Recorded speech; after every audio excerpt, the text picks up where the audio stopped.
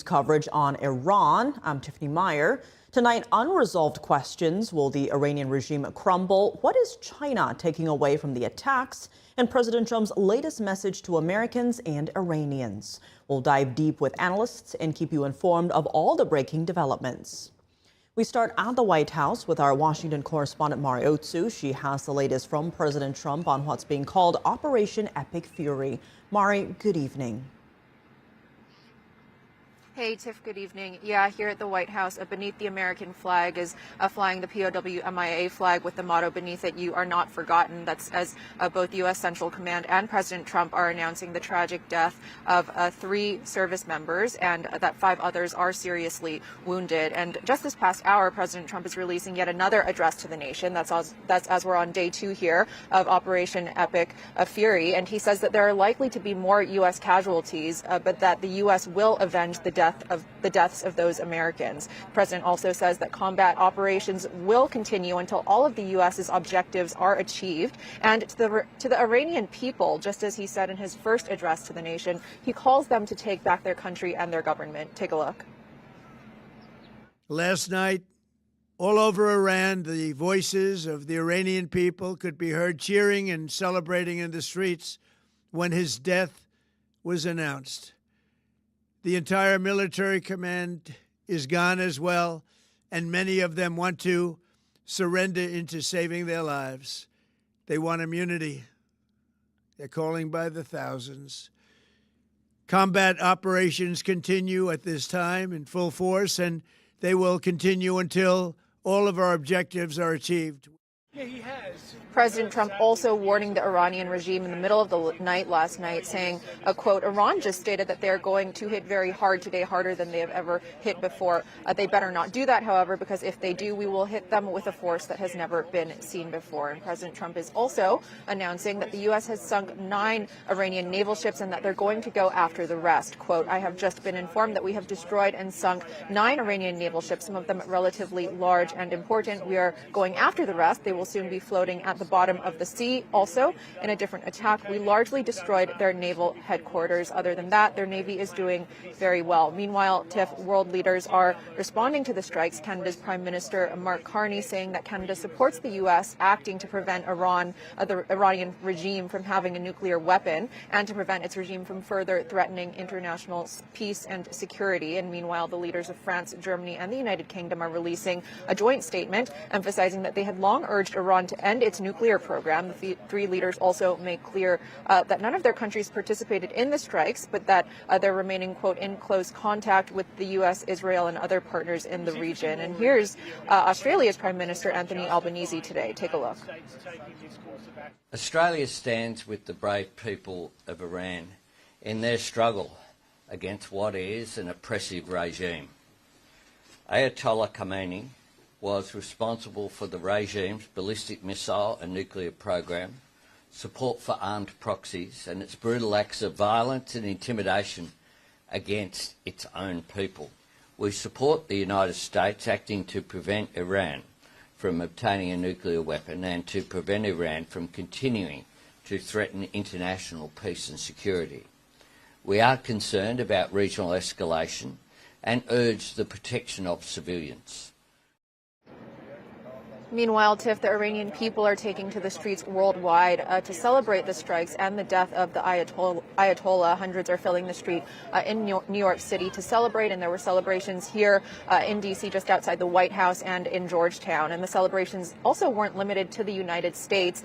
Families around the globe were cheering these sprawling strikes after weeks of protests in Iran that were met with violence and widespread executions. President Trump in his State of the Union address earlier this week saying that north of 32,000 anti-regime protesters had been killed. Back to you. All right, Mari, thank you.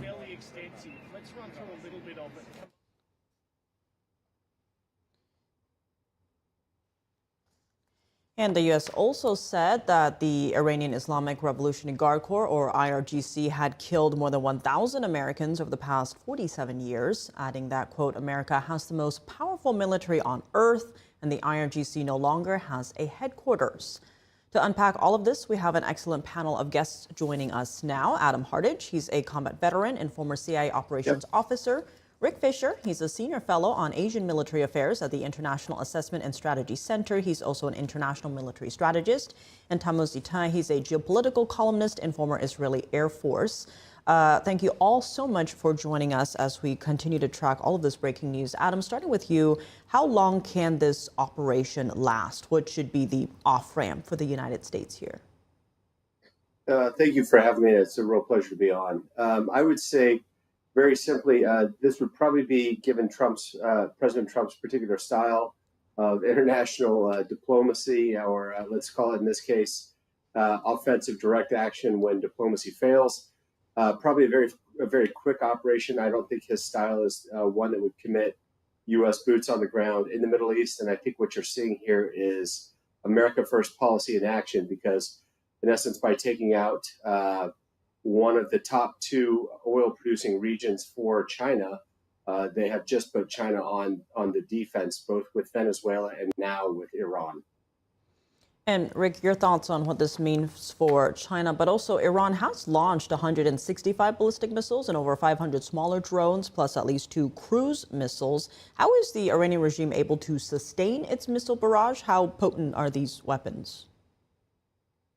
Well, Tiffany, the Iranians have produced thousands of missiles, estimates of 2,000 or more ballistic missiles, and probably many thousands more of the simpler and cheaper drones. But these missiles and drones are made deadly by the Iran regime's access to Chinese satellite surveillance and targeting programs.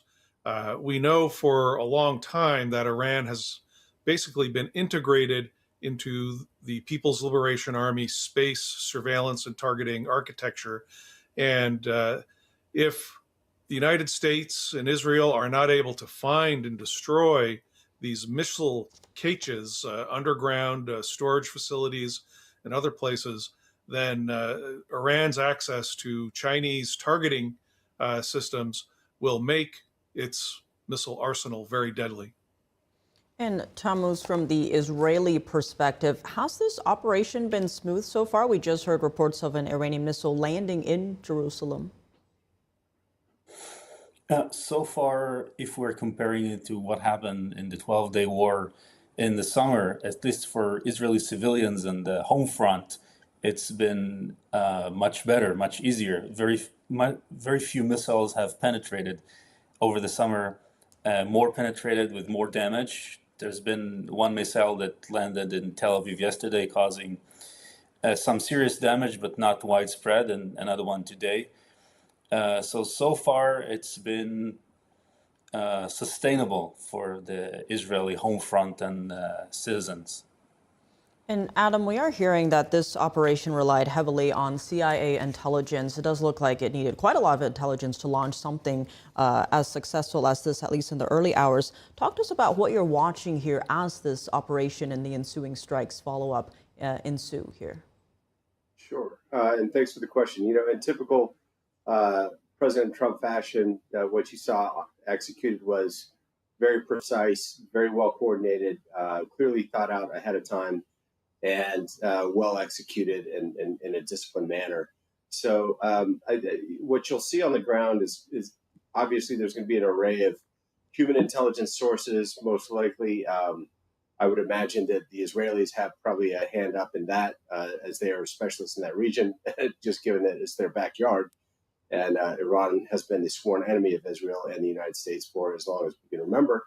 And remember that this has been going on for 47 years since the Iranian regime fell, or I should say, since the Shah was violently replaced by the religious fundamentalists. And so I would think you would have a combination of signals intelligence. You're going to have standoff drones. You're going to have satellite intelligence, technical surveillance. So that's all kinds of beacons and signals and all kinds of other things that they're employing on the ground. And I mean that's pretty standard for anything of what we would call setting the conditions before a combat operation would ensue, like what we've seen just now executed in Iran. And Thomas, give us a sense of what it's like on the ground. I assume you're in a bomb shelter. How long have you been there? Well, since yesterday morning Israel time, Israelis have been going in and out of bomb shelters. Yesterday it was about every 40 minutes. Today there were fewer barrages, but so most Israelis have uh, been going in and out of their bomb shelters pretty regularly the past couple of days. And Rick, I want to talk about the operation so far, because this was a joint one from the U.S. and Israel. How complicated is that to have two separate forces? What type of communication would you need so that you're not, for instance, firing on, your ally in this case? Well, Tiffany, reports indicate that this operation has been under some degree of planning for quite a while. And of course, you have the American-Israeli coalition coming together in joint operations in Iran over the 12-day war in June of last year. And you have to expect that following that operation, some kind of action team has probably remained together and began the planning for what has culminated in the latest operation. And Adam, expanding on that, we've seen previous reports of the Israelis buying American military equipment. How does that play into something like this, where perhaps we are using the same equipment, so there's that type of coordination and communication already in place? Sure. Well, interestingly, the 1986, I think it was, raid into trying to get the American hostages out of, out of Tehran after the religious zealots had taken over, was so discoordinated that it resulted in the destruction of a C-130, the loss of life, and several helicopters, and that was a predecessor to the start of the U.S. Special Operations Command. And the whole reason for that was so that we would learn to train and work with, joint forces. And now in this case, this is a combined operation, meaning U.S. and Israeli. So I would imagine that given lessons learned previously in Iran, especially out in the site that they would refer to as Desert One, which is where we lost those assets back in the 80s, I think that this probably had a high-level coordination between the U.S. and Israel before anything happened. And Thomas, on that note, speak to us about the complexity of something like this. The U.S. and Israeli working together. How complicated is something like this to execute? Well, first of all, it's important to say that for decades, the Israeli and the U.S. Air Force and Navy have had yearly big joint training exercises. So the basis for the cooperation and communication has been laid over decades. And from a certain level in both militaries, the officers know each other and have communication. So you don't start from zero with something like that. And obviously, like my fellow panelists have said, this has probably been in the works for a long time. And all the protocols needed and the confliction and all of those things have been worked out. Obviously, it's not easy, and I'm sure there hasn't been such a big joint operation between Israel and the U.S. until now. And it's been the biggest sortie of Israeli Air Force, the one that started this campaign yesterday, ever. So there's lots of firsts here, but they're built on a very solid basis of past cooperation at the operational levels and the planning levels. And Adam, talk to us about, what was needed to get to this stage. We had the 12-day war, we had Operation Midnight Hammer that targeted Fordow and Natanz and the other nuclear-capable building sites. Of course, even further back in the first Trump administration, you had the Abraham Accords. How are all of those different pieces and moves leading up to this operation? Sure. And, it's really interesting because President Trump, on the one hand, doesn't telegraph his moves ahead of time, but at the same time, he very much does. I mean, he'll tell you a month ahead of time. He's like, hey, you got to come to the table. You got to come to the table. You got to come to the table. You got to negotiate. You got to negotiate. And they didn't. And to me, in fact, it's funny that we're having this conversation because it wasn't 3 days ago that I was on another media site discussing the potential buildup in Iran, and I said, well, I think the conditions at this point are fairly well set for combat operations. I mean, if you just pay attention to to any of the movements, that they were very overt about it. It's not like this was some clandestine thing. President Trump was kind of shouting from the megaphone for the last month plus, saying, "Hey, come to the table. Let's talk. Let's talk. We don't want to do this." And I mean, that's the same kind of thing that we saw in Venezuela with Maduro. And so I think what we see with President Trump is a very, a very strong leader that is willing to take action where others would just say, stop. And in this case, we saw decisive action that was absolutely perfectly targeted to cut the head off the snake, so to speak. Whereas if I look at, and I'm a veteran of the global war on terror, over 20 years, from Iraq, Afghanistan, West Africa, Jordan, Syria. And what we saw in all of those wars was that we were just kind of there forever and didn't really have any desire to win. And we couldn't even really define what winning was. And I think in this case, what you are seeing is a very deliberate, very targeted attempt to insert regime change, but that is driven by the Iranian people themselves, not by U.S. Outcomes. What we would like, I think, and I'm not speaking for the administration, obviously, what we would like to see, I think, is a solid American partner. We would love to see Iran get back to what it was.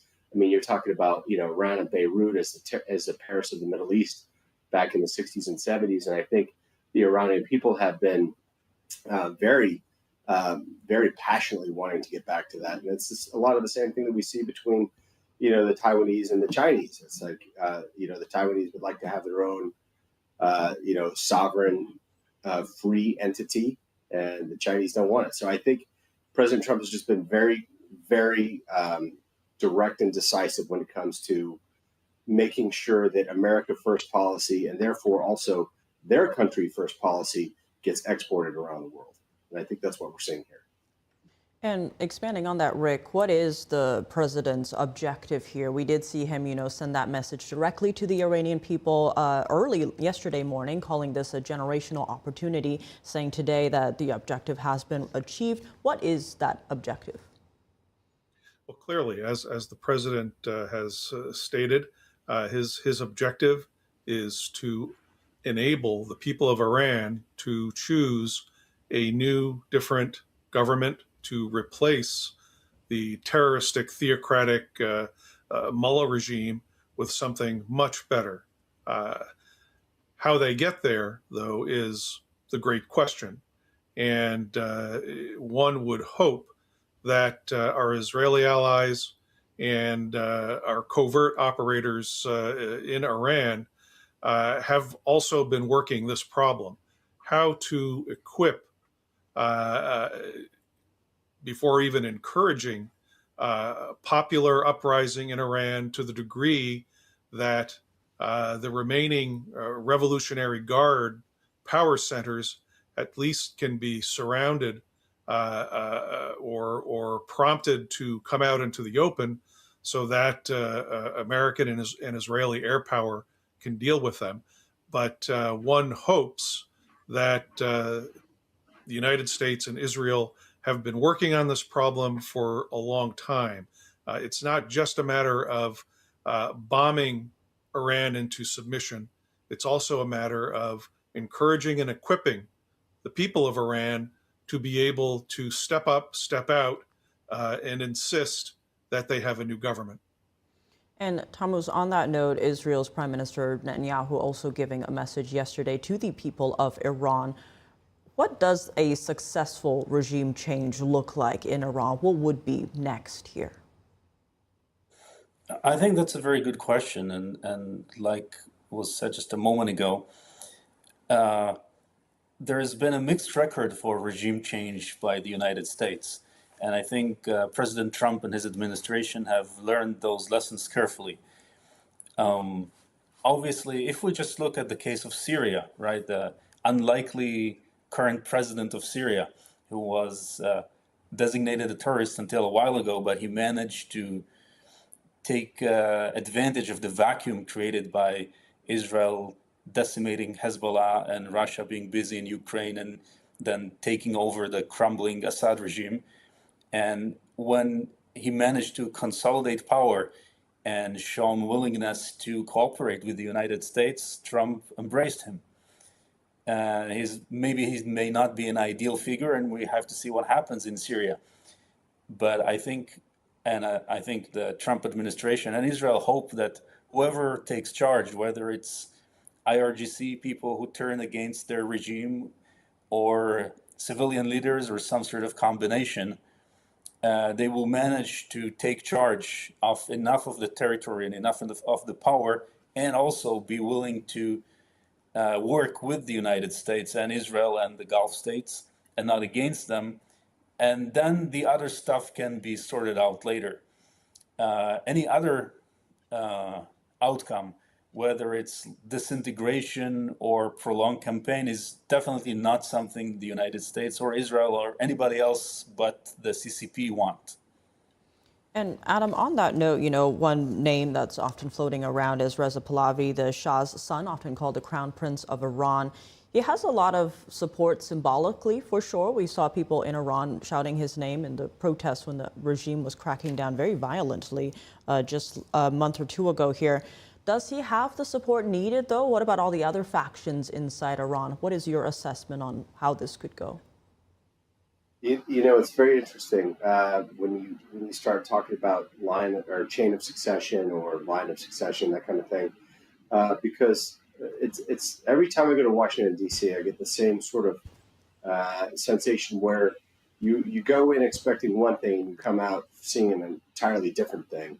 And I think that there's going to be a lot of that here, because where we are is you've got a guy that hasn't been in the action, hasn't been in the fight. You're going to have some resentment with people that were on the ground who've lost loved ones, who everything else. But for the same story, he's got political support and background. So I honestly, I'm half a dozen and one in the other. 6 and 1 and pick 'em kind of thing. To me, I don't know how that's going to play out. I do know the power abhors a vacuum, and when you cut the head off a snake, which is what has basically happened in this instance, the outcome can be very messy, can be very unpredictable, and I'm sure there are many, many factions vying for power as we speak. And very quickly, as a follow-up, we did see the CIA recently putting out a video in Farsi talking to the people in Iran. How successful do you think something like that was, especially leading into this operation?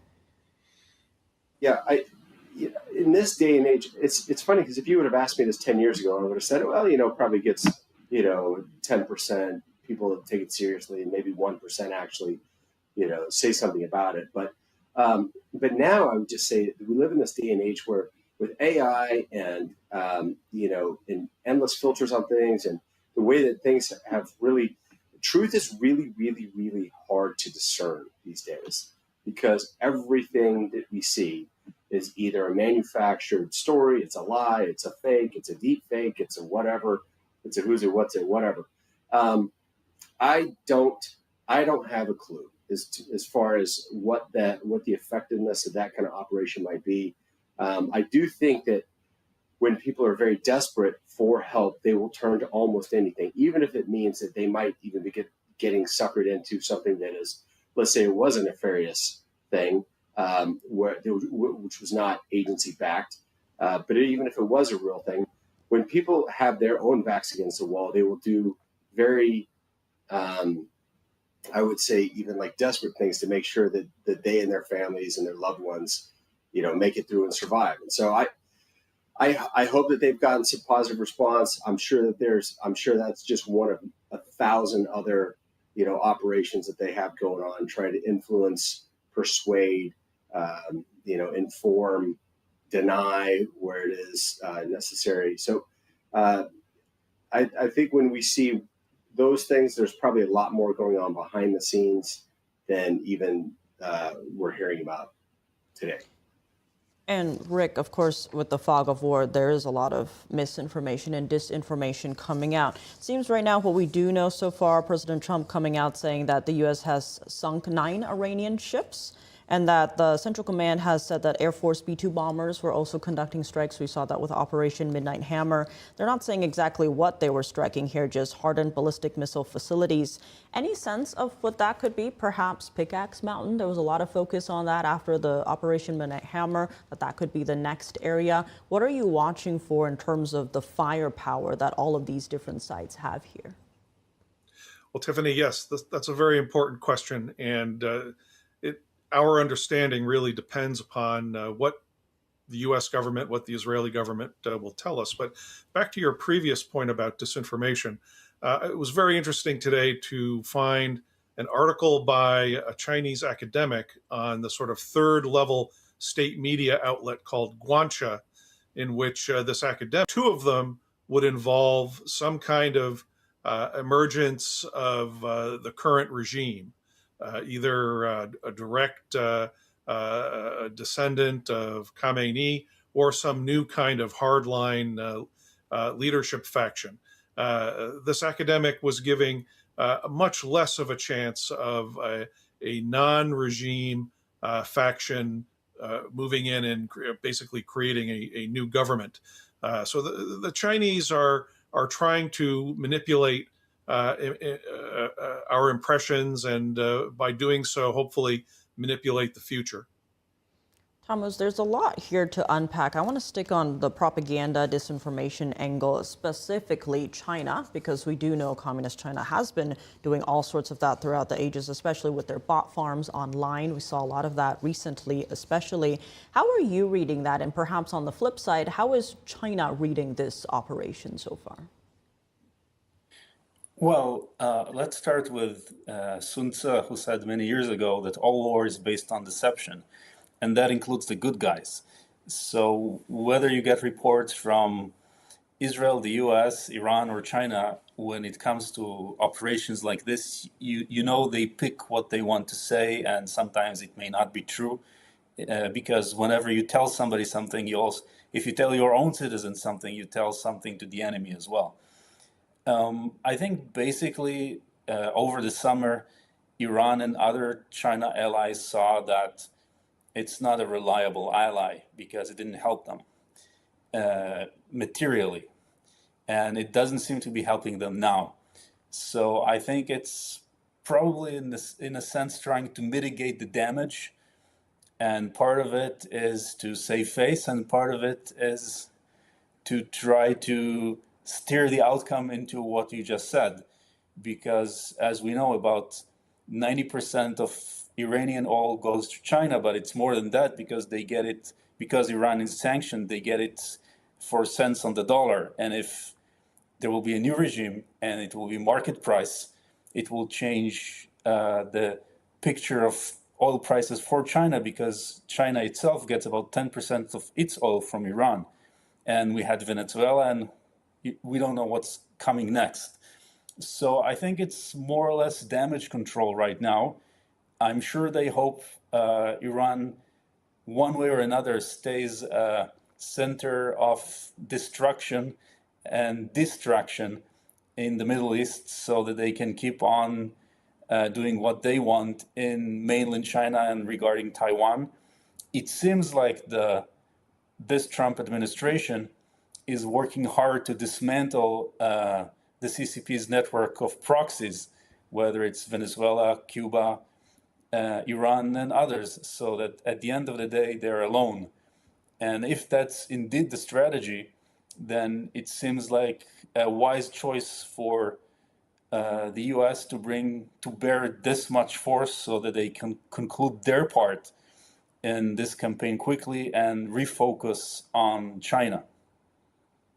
Adam, on that note, on the information part, I want to continue on that very quickly because, of course, we are operating in the fog of war here. We've seen activity on X spike a lot. Of course, there's a lot of information on there. Give us a sense from the intelligence perspective, how much do you think we actually know about what's going on? About 10%? Everyone likes to think they're experts in reading what is happening here, but give us a sense, how much do we actually know as something like this plays out? Yeah, it's interesting because Ashla said, that truth is the first casualty in war, and that's completely right.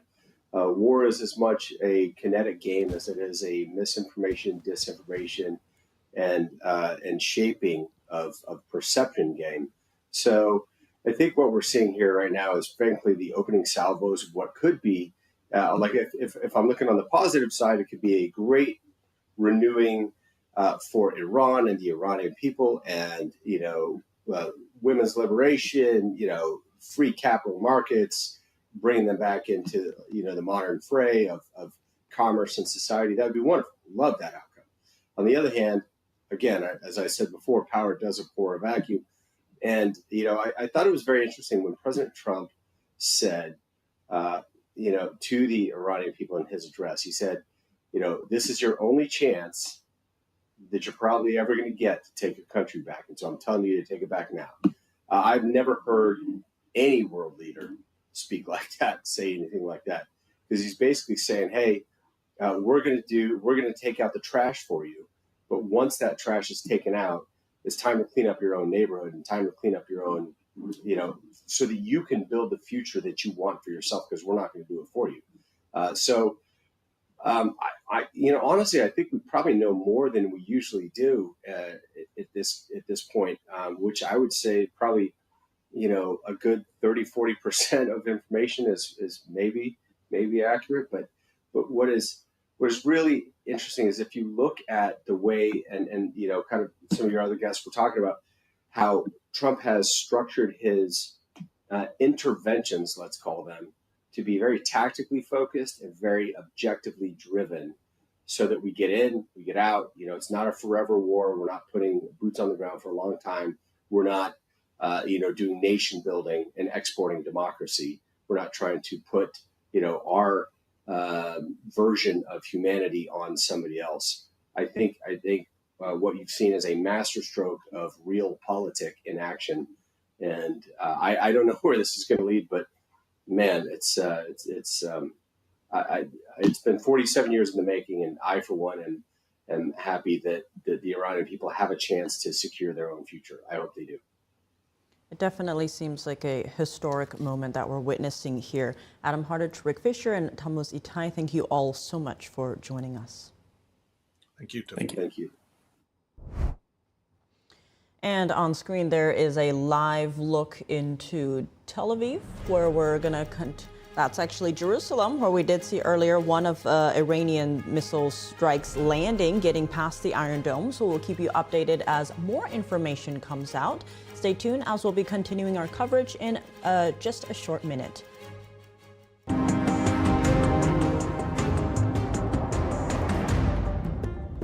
No, all good.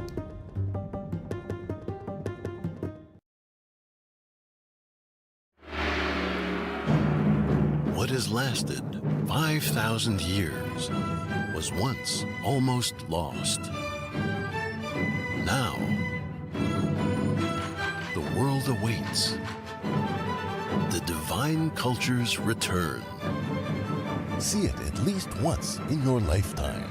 Shen Yun returns to David Koch Theater, March 25th through April 12th. Get your tickets now at shenyun.com. The bladder control aisle. You won't shop here again. Your private business is your own. The constant struggle is over. Now there's a better way. It's HDIS. We home deliver bladder control products. We understand how you feel. For over 25 years, we've home delivered to many of the 20 million Americans who deal with incontinence. We offer all brands. We pay shipping and use plain, unmarked boxes. If we can help you or someone you care for, call for your free product sample pack and $45 in money-saving coupons. Our counselors will help you choose the right product. And unlike stores, we're always in stock. You'll get what you need. Satisfaction guaranteed. HDIS, the better way. For your free sample pack with your free catalog, $45 in money-saving coupons, and free product samples, call 1-800-701-6159. That's 1-800-701-6159. Discover the ancient secret to vitality and longevity with Puretane Black Ginseng, crafted from premium 6-year-old Korean ginseng, each root is carefully nurtured for over 2,260 days, undergoing a traditional 9-round handcrafted process of steaming and drying to unlock full potency and absorption. Experience pure, natural energy with Puretang Black Ginseng. Order now at puretang.com. $99.98. Allergy for you. Like our MyPillow mattress topper, our queen size has over 10,000 individual comfort supports to help relieve your pressure points. And how about our 3-inch Hybrid Plus mattress topper? It's infused with copper and silver to help your body get the restorative sleep it needs. And our MyPillow and Case Coil mattresses, I personally helped develop these mattresses to make sure they have everything needed to give us great sleep. Plus, they're made right here in the USA, and they ship right to your front door, absolutely free. So go to MyPillow.com or call the number on your screen. Use this promo code to get MyPillow mattresses and toppers for as low as $99.98 and free shipping.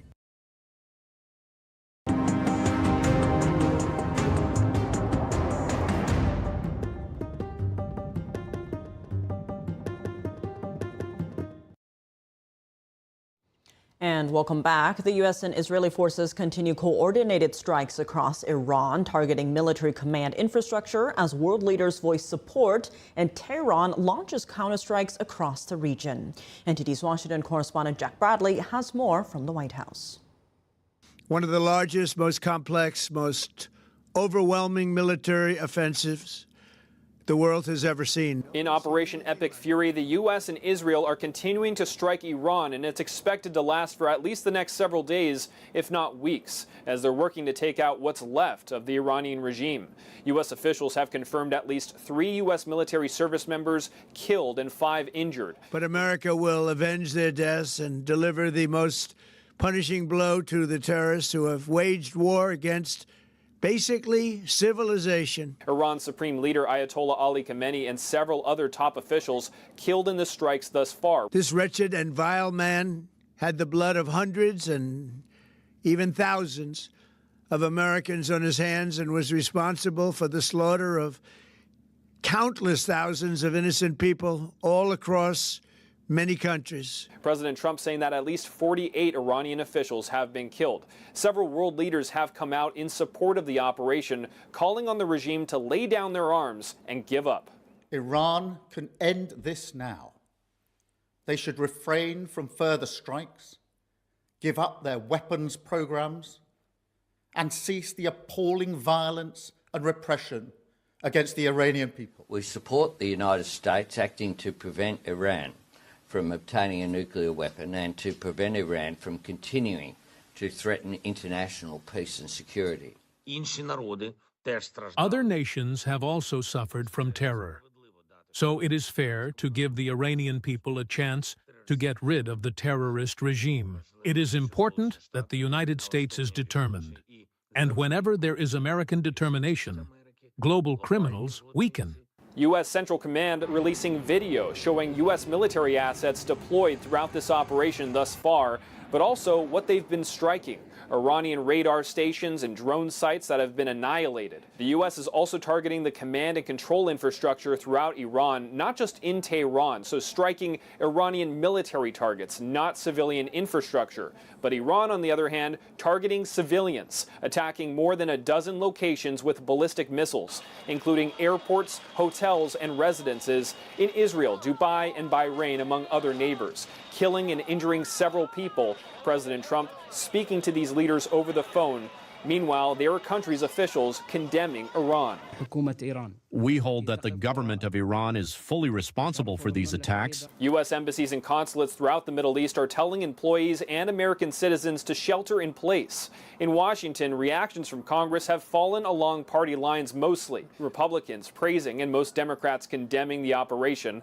That's even though many Democrats are in support of a regime change in Iran and celebrate the death of the Ayatollah. And there was intelligence to prove that they were intentionally undermining the negotiations that were taking place. Iran massacred 30,000 of their own people right now. This war is not about the Iranian people. It's about this poisonous regime.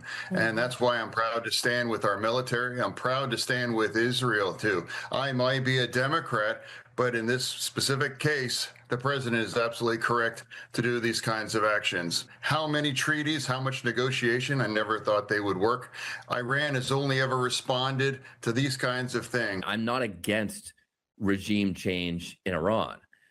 I just want to hear the case that we should risk a lot of American lives to achieve that. The Congress decides whether we go to war or not the president. I think the president made the right choice. And he gave them obviously plenty of notice that there was a timeline, whether he should have come to Congress. There's been a lot of conversations, and I'm sure we'll have those conversations again soon. Congressman Thomas Massey and Ro Khanna are forcing a war powers resolution vote to the floor later this week, and that, if passed, would limit President Trump's authority to conduct these strikes. And demonstrations in favor of U.S. and Israeli strikes on Iran have been taking place along several countries in the world, including inside Iran and here in the U.S., from Washington to New York to Los Angeles. People that are on the outside need to understand that we've been the first victims of the Iranian regime's brutality for almost 50 years. As for President Trump, he's expected to give updates throughout the week on the situation. Reporting from the White House, Jack Bradley, NTD News. And President Trump today just released a new statement on Iran. Let's take a look. Over the past 36 hours, the United States and its partners have launched Operation Epic Fury, one of the largest, most complex, most overwhelming military offensives the world has ever seen. Nobody's seen anything like it.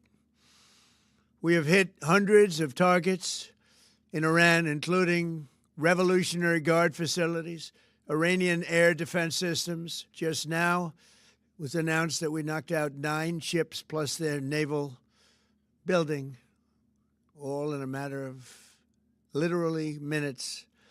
Iran's formerly supreme leader, Ayatollah Khamenei, is dead.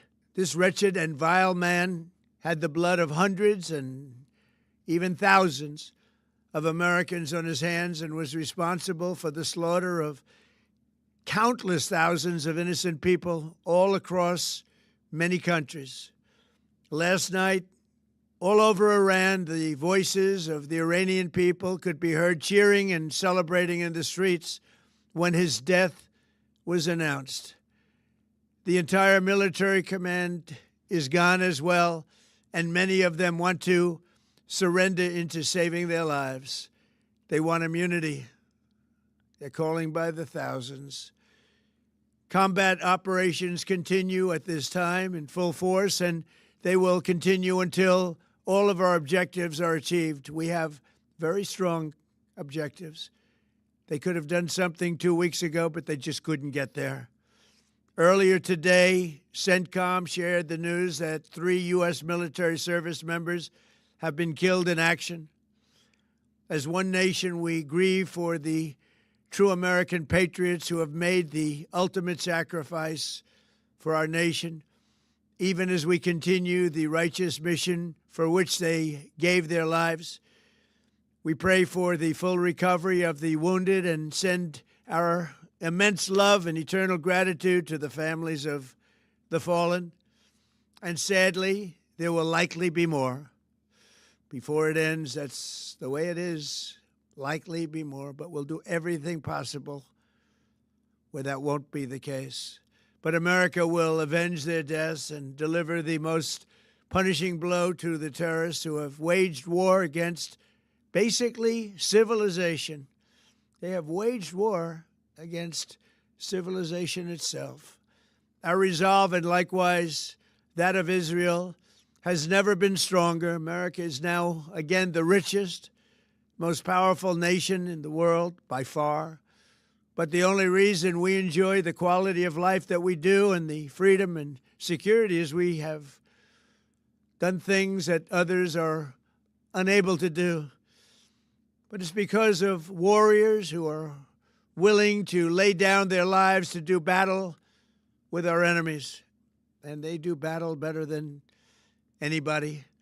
An Iranian regime armed with long-range missiles and nuclear weapons would be a dire threat to every American.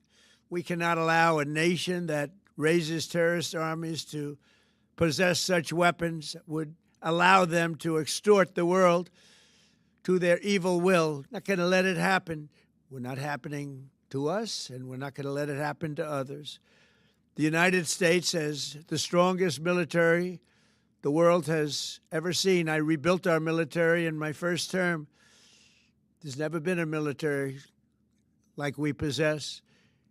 And frankly, there's nobody even close, but we are now using that military for good. We want to have it for good purpose. We're undertaking this massive operation not merely to ensure security for our own time and place, but for our children and their children, just as our ancestors have done for us many, many years ago. This is the duty and the burden of a free people. These actions are right, and they are necessary to ensure that Americans will never have to face a radical, bloodthirsty terrorist regime armed with nuclear weapons and lots of threats. For almost 50 years, these wicked extremists have been attacking the United States while chanting the slogan, "Death to America," or "Death to Israel," or both. They are the world's #1 state sponsor of terror. We are the world's greatest and most powerful nation, so we can do something about what they do. These intolerable threats will not continue any longer.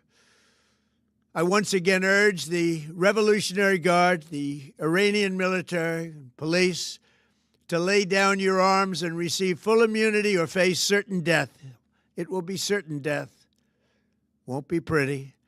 I call upon all Iranian patriots who yearn for freedom to seize this moment, to be brave, be bold, be heroic, and take back your country.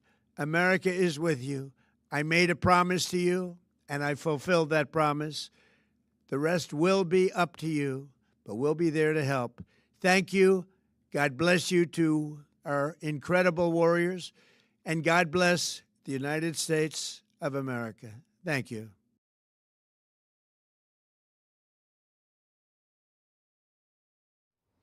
And joining us now to dive into this very volatile situation in Iran, we have our panelists, Shahrzad Ghani, publisher of the Epoch Times Persian edition, and Andrew Harding, Senior Associate for National Security Coalitions at the Heritage Foundation. Thank you both so much for joining us tonight. Now, we just heard from the president there tonight saying the military operations continue in full force at this time, and they will continue until, quote, all of our objectives are achieved. Andrew, on that note, what are these objectives specifically? Do they include regime change? What does it take to accomplish them?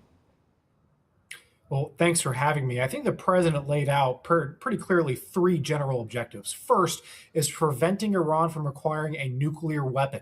He made very clear that this is unacceptable, that the Iranians were unwilling to put this into writing and to come to an agreement with the United States on achieving that objective.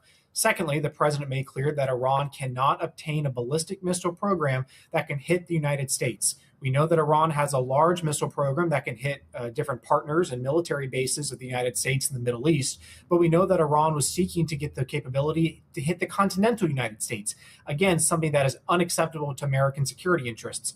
And finally, the president's third objective here, as he's been articulating, is giving the Iranian people the option to pursue their own destiny, ensuring that this regime that has killed tens of thousands of its own people in just this year alone is unable to continue this oppression. The president made clear that the Iranian people will have control of that destiny. The United States is offering support, but ultimately it'll be up to the people to acclaim their own freedom and destiny. And Shahrzad, as Andrew mentioned there, President Trump has urged the Iranian people to take over their government, saying, quote, "This will be probably your only chance for generations." What does a successful regime change look like in Iran? Iranian people are seeking to have a secular democratic government in the future. They are seeking regime change, and this is one only opportunity that President Trump has provided to Iranian people, that they waited for 47 years to reach to this moment, the moment that it's unbelievable for them that the supreme leader of the Islamic Republic is no longer alive. And what is concerning them, though, is that the news about Iran, the U.S. administration doing negotiations with the remaining officials of the Islamic Republic. This is the only concerns that they have. And as Andrew also said, they want to have the decision in their own hands. And how can that happen? Right now, the majority of Iranian people, I would say around 90%, have accepted the leadership of the exiled crown prince, Reza Pahlavi, because he's saying that there is going to be a future, and he has come up with the Iran prosperity plan, and there is a emergency booklet that he has introduced, and he has a team right now that is showing that they are able to transition and use the leadership of Prince Reza Pahlavi to be able to do the transition to a secular democratic government. But before that, people are looking forward to the regime change. After that, they want to go to be able to do to go to the ballot box to select what kind of government they want, because there are a lot of people, Iranian people, who are asking for constitutional monarchy, and there are a lot of others who are asking for republican. And it doesn't matter that Prince Reza Pahlavi, he's the son of the late Shah, because he's saying that I'm not asking for any position, I'm not asking for power for myself, I'm just working as a mediator, as a broker to lead this transition. And that's what they are asking for. And the future of the Iran, what people are seeking is a secular democratic Iran, that everyone can have the right to practice and to believe in what they want, but what they believe in. But right now, this is something that they cannot have. And Andrew, with the supreme leader now dead, along with more than 40 senior Iranian commanders, how does the structure of Iran's interim leadership operate? Will there be a succession plan? What could that look like? Well, your guess may be as good as mine, because we don't even know who's still alive at this moment. So the first step is figuring out who is still there and calling some of the shots. We do know that there have been many scenarios planned by the Iranian regime to get to this point and to ensure that they have an operating council. We do know that that is occurring right now. But we also know that no matter how well you may plan for these types of scenarios, if you're punched in the face, your plans always change. And I think the Iranians are in a very stressful situation. They're losing leverage. They continue to strike Gulf partners. And in fact, just a few minutes ago, there's been reports that the Iranians hit a UK Air Force base in Cyprus. So they are really going out and hitting practically any target that they can and are not providing themselves with a lot of leverage, regardless of who is in power. So perhaps, as the president made clear, the United States knows who they can be talking to. They know who's emerging these leadership vacuums, and there may be opportunities to work with this group. But as it stands, these operations are successful. Iran is losing leverage, and the president is able to ride this message and demonstration of strength that is helping keep America safe. And Shahrzad, in terms of the Iranian people, what do you think their sense is for the negotiations going forward? For instance, President Trump has said it'll be up to the Iranian people, but we'll be there to help, as in the United States. What help do you think the Iranians are expecting from the U.S. going forward here? Well, for sure, at this moment, we know that there wouldn't be any boots on the ground. This is something that President Trump has said, but still they need support to help Prince Reza Pahlavi to do the transition and help them to form a temporary government so that the transition can be done. There's always the fear that the future of Iran, what if the future becomes like very much what happened in Libya, in Iraq, but it can be different. First, historically, Iranian Iranian has been always together. Over thousands of years, a lot of things happened, a lot of war happened, but the country remained together. So it is not like a tribal, like it's not very much like Afghanistan that you have these tribes that they don't get along with each other. Although there are a lot of ethnics inside Iran, but these ethnics have proved that they are a part of the country called Iran for many, many years.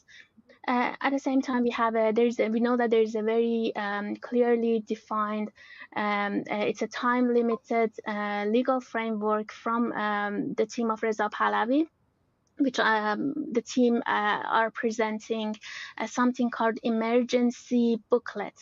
And this is for transitional period in both Libya and Iraq. The main problem was the absence of a structured, like something enforceable legal order during the transition. And then the emergency powers were either not defined, it was unchecked, which eventually led to power vacuums.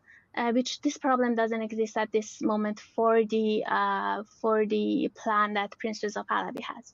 And by contrast, what is called the emergency period in the emergency booklet of Prince Reza Pahlavi is explicitly very much limited to 100 to 180 days, which is a clearly defined executive authorities. Like it is very transparent. It's showing that what people can expect for the future. It's showing the requirements, how the mechanisms for accountability are gonna work, and this booklet shows that how we can skip the parts that Iran gets, like Libya or Iraq in the future. And Andrew, in terms of here at home, we've heard several congressmen, especially on the Democratic Party, saying, I want to hear the case from the president on why we're going to war here. Of course, we know from this morning that 3 American service members were killed, 5 wounded at one of the U.S. sites somewhere in the Middle East. Do you think the president has made that case strong enough, especially in the video just released about an hour ago?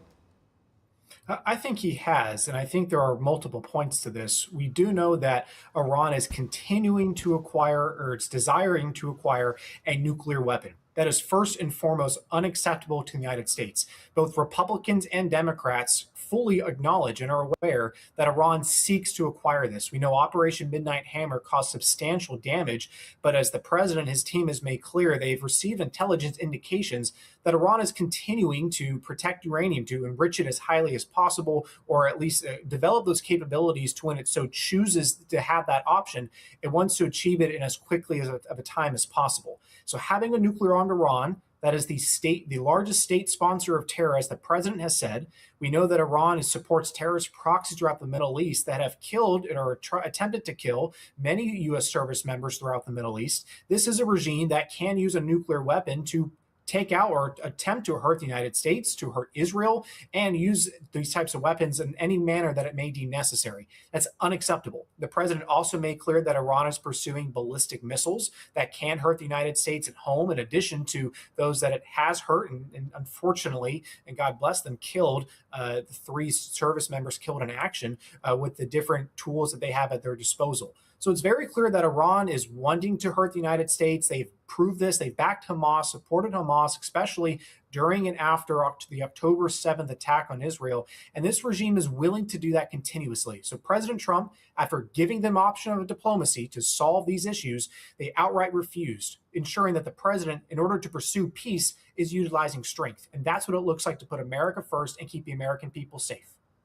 And Andrew, very quickly on that, we do know, of course, that Iran is retaliating across the region. In terms of here at home, though, how concerned should we be about cells activating or terror attacks here on the home front? I think we should be concerned. We did see last night an attack in Austin, which seems to have been, we're of course waiting for additional details, but some initial reporting indicates that this was inspired by Iran, or a radical that was willing to conduct this attack by themselves. That's unacceptable. It ensures that the FBI, the Department of Homeland Security, and those all around and keeping Americans safe, our local police, our law enforcement across the country have a very important job here. But it also shows, again, just how Iran is not just a Middle East threat, it's a threat here in the United States. That's why the president is taking these types of actions. The Iranian regime has made very clear that they're not going to negotiate in good faith with the United States. to the point of encouraging terrorist attacks and potentially at the minimum being linked and wanting to jihad or different types of attacks across the world, let alone the Middle East, to hurt the United States, to hurt freedom-loving people around the world. That's an unacceptable proposition from the regime, and the president is taking necessary action at home and abroad. And Shahrzad, given all the risks there, especially across the region, in terms of a new Iran, what is the momentum among the Iranian people in opposing their current regime? They are trying to follow the messages from President Trump and also from Prince Reza Pahlavi, because this is a very I would say the moment that the war is happening right now inside Iran. So they can see missiles in the sky. The internet is shut down. There's a blackout. There's no connection to the inside of the country, and in some cases it would be difficult to do the communication between Iranian people inside Iran. Although it's working, but even that might be difficult to happen. So it's very uncertain situation right now. At this moment, Iranian people do know what they want. They are asking loudly. They've been saying it for so many years that they want regime change. And they know how it's going to happen. They called Prince Reza Pahlavi's name for so many times during the demonstrations, during the protests, that 40,000 people were killed during these protests. So they know what they want. They want a future, secular democratic future for Iran. And they are saying that we now, at least the news that we are receiving, because, there is internet shutdown. And they are saying that what we are happy of what happened yesterday about Ali Khamenei's death. And they are saying that we're happy that the US and Israel, they're eliminating the Islamic Republic officials. But they are saying that they're waiting for the next steps and the guidance from what they should do. Because at this very moment, they're being told to stay at their homes. Although last night they came out to celebrate for Ali Khamenei's death, and there were a few videos that we were able to receive and was posted on social media, maybe through Starlink connections. So at this moment, they know what they want. They want to go through this transition, and it's very clear for almost all Iranian, I would say 90%, 90 to 95%. A historic moment for sure. Shahrzad Ghani, Andrew Harding, thank you both so much for joining us. Thank you. Thank you. And there is a live look into Jerusalem, where earlier we did see one of Iran's missiles break through the Iron Dome there and hit. So we'll keep you updated as more information comes out. Stay tuned.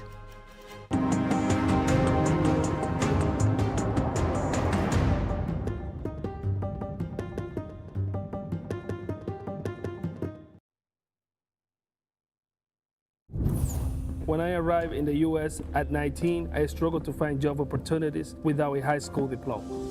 Everything I have, my education, my career, my marriage, I owe to the Adult Literacy Center and my teachers. Your achievement has set an example for so many students. Most importantly, your daughter. Education was the key that unlocked all my opportunities. When you graduate, they graduate. Visit finishyourdiploma.org to find free adult education centers near you. Getting prescription glasses from Select Specs is easier than you might think. Select your frames from our £6 range in-house brands or our extensive designer collections. Then enter, upload or email your latest prescription and our website will analyse it and help you select the best lenses and options to suit you. Click to place the order and your new Select Specs glasses are delivered right to your door. Ordering your prescription glasses is as easy as 1, 2, C with Select Specs and selectspecs.com. Hi, I'm Jane Seymour, and I spent years on TV playing a doctor. But I learned about the heartbreaking reality of heart disease and stroke when they touched my own life. My father nearly died before having a quadruple bypass and valve replacement that saved him. And my mom, who was my inspiration, suffered a stroke that took away her speech, her ability to move, and ultimately her life. To see someone so vibrant, so positive, who'd survived so much in life, be debilitated by a stroke, it was devastating and also a wake-up call. And that's why I'm so passionate about supporting the American Heart Association. They're doing more every day to stop needless deaths. But they simply can't do their life-saving work without you. So please call now or go to helpheart.org. And for only $19 a month, just 63 cents a day, your donation will go to work to do amazing things, like fund the next medical breakthrough, get the next person trained in CPR, and the next hospital certified in high-quality cardiovascular care. I hope that you'll open your heart right now and join me. Please call now or go to helpheart.org. Give $19 a month and we'll send you this special t-shirt that you can proudly wear to show that you're part of a community of monthly donors who are helping save lives. A healthy heart, it's the spirit of life. It makes it possible to do the things that you love, to spend time with your friends and family and fulfill your life's dreams. But so many won't have that chance. Heart disease is America's #1 killer and the #1 killer of women. And that's why I'll do whatever I can to make sure others don't die from heart disease before their time. So please join me. Call the number on your screen or go to helpheart.org. Donate this Heart Month and your first month's gift will be matched.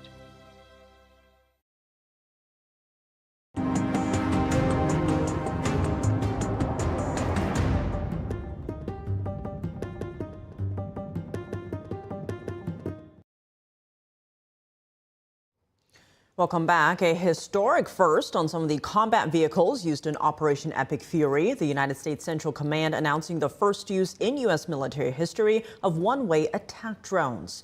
We now go live to NTD's Washington correspondent Mario Tsu at the White House. Mari, good evening. Hey, Tiff, good to see you again. Yeah, and that's right. And President Trump himself does not stop touting what he calls the singular strength of the American military. And today, in his second address to the nation after the beginning of Operation Epic Fury, President Trump is urging the Iranian military police to lay down their arms or face certain death. Take a look. We have hit hundreds of targets in Iran, including Revolutionary Guard facilities, Iranian air defense systems. Just now it was announced that we knocked out 9 ships plus their naval building, all in a matter of literally minutes.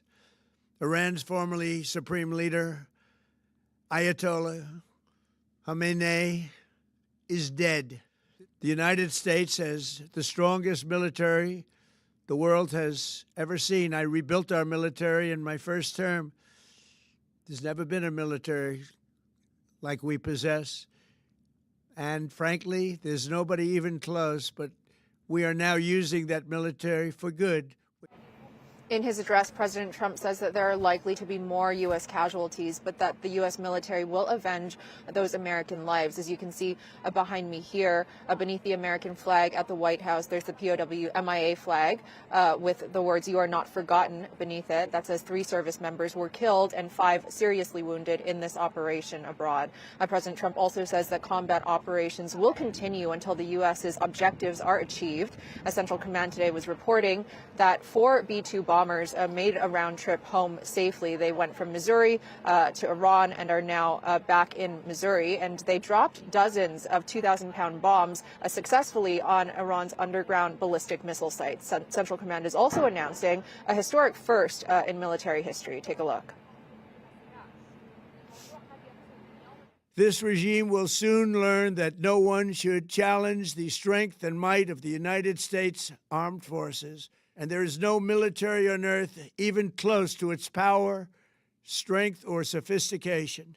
Secretary of War Pete Hegseth is touting Operation Epic Fury as the most lethal, most complex, and most precision aerial operation in history. He says, quote, "The Iranian regime had their chance, yet refused to make a deal, and now they are suffering the consequences. For almost 50 years, Iran has targeted and killed Americans, always seeking the world's most powerful weapons to further their radical cause. Last night, unlike any previous president, President Trump began dealing with this cancer. We will not tolerate powerful missiles targeting the American people. Those missiles will be destroyed, along with Iran's Iran's missile production. The Iranian Navy will be destroyed, and as President Trump has said his entire life, Iran will never have a nuclear weapon. The United States did not start this conflict, but we will finish it. If you kill or threaten Americans anywhere in the world, as Iran has, then we will hunt you down and we will kill you. Our warriors are the best in the world, and they are fully unleashed to achieve our objectives. May God's providence protect them in this vital mission. And Admiral Brad Cooper, CENTCOM commander, says, quote, "The president ordered bold action, and our brave soldiers, sailors, airmen, Marines, Guardians, and Coast Guardsmen are answering the call." Central Command is also announcing a historic first.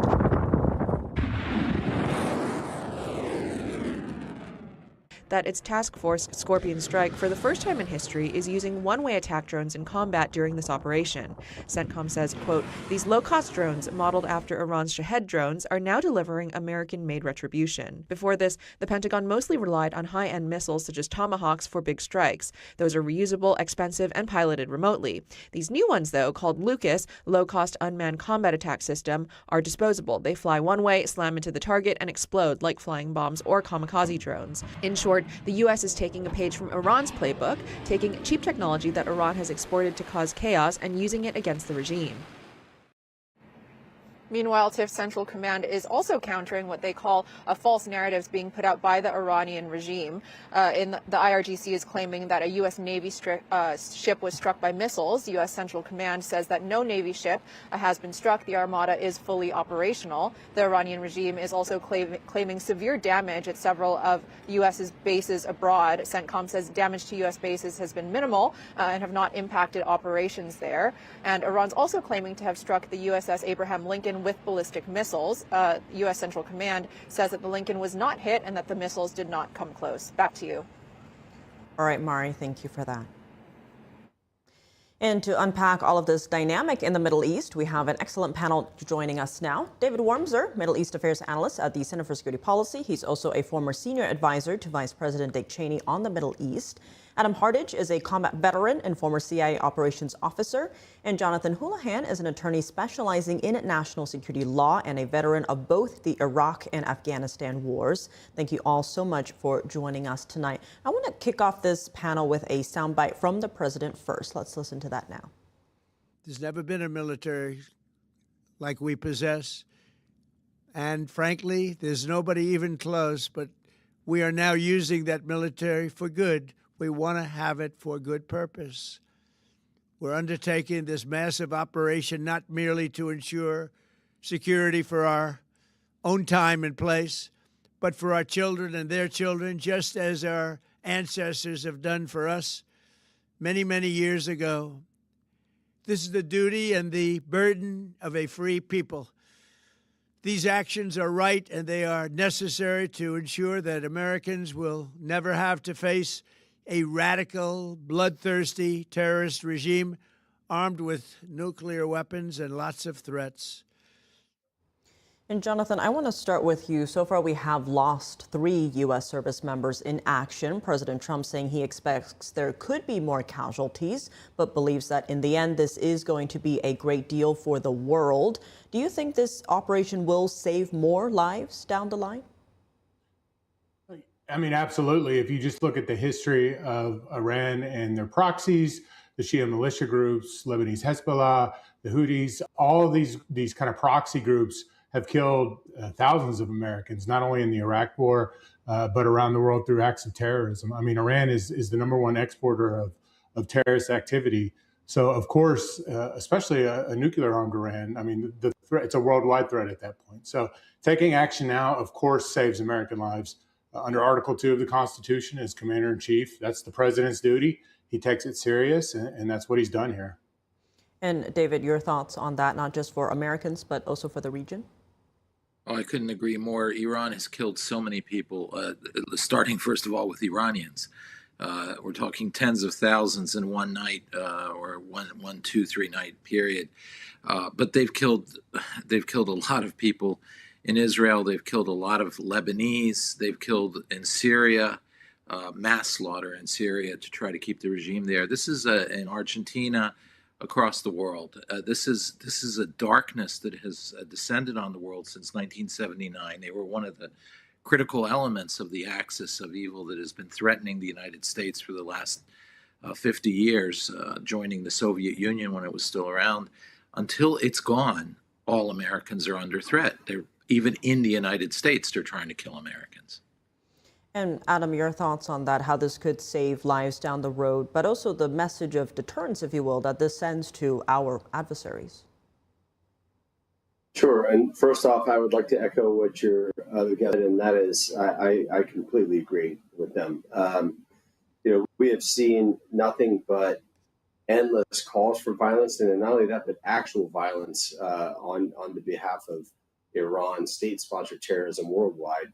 So when I served in Iraq, Afghanistan, West Africa, Jordan, we were targeted directly by by Iranian forces, in Afghanistan, in Iraq. And in fact, the explosive force projectiles that killed so many of our service members and wounded so many all came from Iran. And we all knew that they were, but we had no political will as a country back then to address that or even explain that was what was really happening.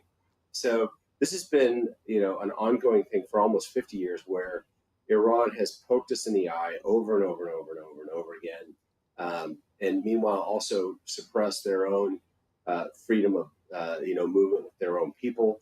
They've suppressed everything from a very fundamentalist religious standpoint, and I'm just really happy to see that the Iranian people have a shot at freedom finally, after almost 50 years stranglehold on them. And David, in terms of Iran's response so far, how surprising is it that Iran is striking targets across the Middle East, including nations like Qatar, the UAE, and Saudi Arabia? How will this war change the dynamic in the Middle East? I think the only one that surprises me a little bit is Oman, because the Omanis were really the advocate on one level for the Iranians. Qatar, I also have been, semi-aligned with Iran, and one would ordinarily be surprised by that. But Al Udeid American Air Base, CENTCOM's air base, is there, so it's not surprising that they would try to hit that. Iran said they'd do this, and they'll do this. What I think is surprising is what may be developing now, is we're getting first reports of a potential strike on Cyprus against Akrotiri. This would be a NATO Europe. This is hitting Europe, so that could be something quite interesting and different. That would surprise me slightly. Not much the Iranian regime does, though, surprises me. And Jonathan, talk to us about the reach of Iran's proxy networks. We've seen, those in action, the Houthis, Hezbollah, Hamas, of course. Now, many reports saying perhaps they're downgraded in military might after recent operations. How much of a threat are they currently? Are they getting direct orders from Tehran? How should we read this? Well, you have really the conventional forces, which were striking, but you have the Quds Force, that's kind of the intelligence operations, special forces groups, and they have networks and proxies worldwide. So they truly do have a worldwide network all the way, in Venezuela, in the United States. The open source. The government has said there's networks and proxies that have been identified in the United States connected to the IRGC. So it is a worldwide threat. And I think all Americans and the United States government, they need to be vigilant and just continue to pay attention to this. So once those conventional threats are lessened and the capabilities are gone, there's still a asymmetrical warfare, kind of network warfare that we have to be concerned with through those Shia militia groups, through those terrorist networks. So it's not just the Iranian uniformed military, but all those networks and terrorist groups that they're affiliated with. And Adam, I want to talk about the U.S. as a strong fighting force, because not long ago, we all saw the Afghanistan withdrawal. The U.S. was not seen as strong on the world stage. Now, recently, there's been a lot of very successful operations. You had Venezuela, you had the bunker busters hitting Iran's nuclear facilities, Operation Midnight Hammer there. Is it really that fast to turn around a fighting force? Where there's a will, there's a way, apparently. I think what we've seen is decisive leadership by a president who holds, no holds barred, so to speak. He's willing to do what he says he's going to do, whereas most, I think, administrations that we've seen previously in the last 20 plus years have, made threats and then maybe not followed them up or not had the right follow through. having served in that world in a multitude of wars over the last 20 years, I am just personally relieved to see one leader who is willing to put his money where his mouth is, frankly. And, we understand that this is a dangerous time for everybody. It's a dangerous time for the world. There's a whole lot of reasons why you could say, oh, this happened, it's a distraction during news events. There's a whole lot of cynical ways that you could look at it. But I would also say that what you are really watching is real politic happening in real time. So, by taking out China's two most major supplies of energy, it has put the U.S. in a strategically dominant position against them. And when I refer to that, I'm talking about Iran and Venezuela. And so I think it's important for Americans and the world to kind of take a beat and look at the broader picture and say, what is the strategic reason for this? And I would say that what you are witnessing is decisive action in action. And David, what are you watching for across the Middle East as, Iran escalates the tensions here? How successful can the U.S. and Israel do this without boots on the ground? Well, of course, this now turns to the Iranian people, who are, in essence, our boots on the ground, the people themselves. So I think what to look for now is the striking of core regime targets that aren't just the missiles or functioning of the military, but specific things like police stations, IRGC bases, places where the instruments of repression gather and issue from to suppress the Iranian people. And that will be the signal eventually that will be given to the Iranian people that right now the signal is to stay home, let the United States and Israel do their job and get it done. But then in a few days or a week or two, take to the streets once the job is done, probably with some help from the CIA and Mossad and so forth. But the bottom line is, I would look now to see the shifting of the military activity to include these granular strikes on these structures of repression in Iran. And the signs are that in the last few hours, the Israelis have already started pivoting that, even though there still is a great deal of a missile threat that has to be cleaned out, obviously. And Jonathan, as a veteran yourself, how are you viewing this operation? How is it different from, say, previous conflicts we've been involved in, such as Iraq and Afghanistan specifically? Well, like I said, IRGC, Iranian proxies have always been in the background, whether the IEDs and some of the munitions that were found in their proxy forces, that they were operating freely and killing U.S. soldiers. So I think this is appropriate, especially for some of the actions they've taken place in those combat theaters.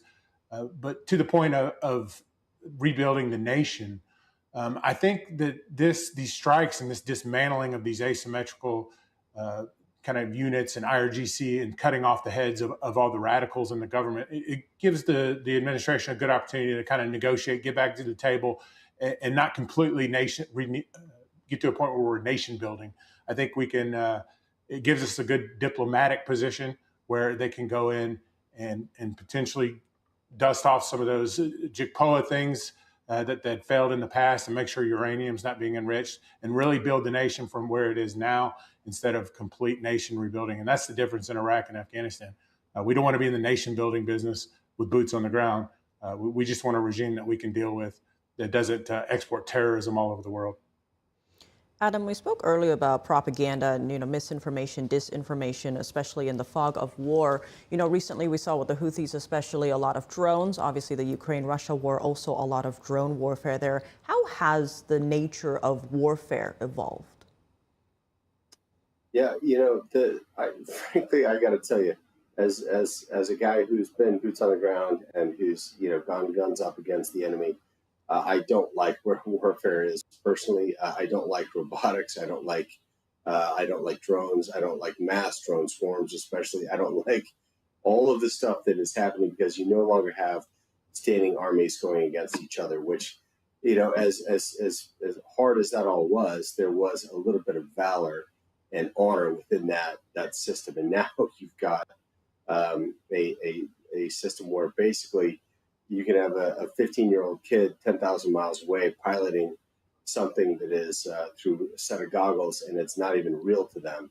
And meanwhile, they're taking human lives. So the nature of warfare has changed dramatically. It's going to continue to change. The rollout of AI is absolutely going to continue to change things. In fact, that's why I wrote about it, to help prepare the next generation for an AI future, because I see that everything that we knew and grew up with, you know, in our generations has changed. And so I don't, you know, I don't think that people are comprehending or even really tackling the fullness of the problems that are ahead of us. I think AI is going to replace, and I don't want to go down this rabbit hole. This AI is a different conversation, but I would say that what we're looking at in warfare, this is just the beginning of the future, and it's going to get more and more distant and more kinetic and more dangerous. And I would even say that's going to get dangerous for your average residential person who is with their neighbor who is a real jerk, kind of thing. I think that's in 10 years going to be a real problem. So these are very serious issues that we have to address as not just as a nation, but as a global community. There's got to be some honor put back into humanity, I think. A lot of changes for sure. David, you posted recently, quote, "We need to step back for a moment and appreciate the sea change we are witnessing. The most moderate Arabs were willing to commit suicide rather than associate with Israel." Expand on that for us. Yeah, back in 1991, I was comparing the 1991 war to now. In 1991, Iraq had invaded Kuwait and was threatening Saudi Arabia, and the United States had to liberate Kuwait and defend Saudi Arabia from what could have been annihilation by the Iraqis.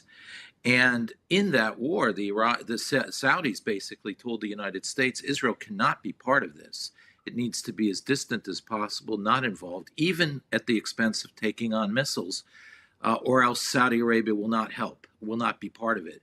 So they were literally willing to commit suicide against Saddam rather than involve themselves in a war with Israel.